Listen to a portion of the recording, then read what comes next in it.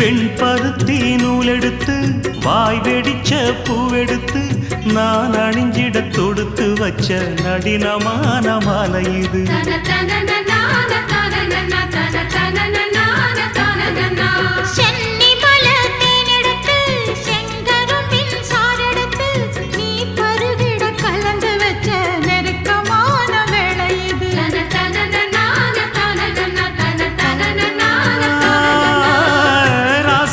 உடம்பிருக்கும் ரவிக்க துணி நானாக அன்னாடம் சூடி கொண்ட ஆசை வச்சாகாதா.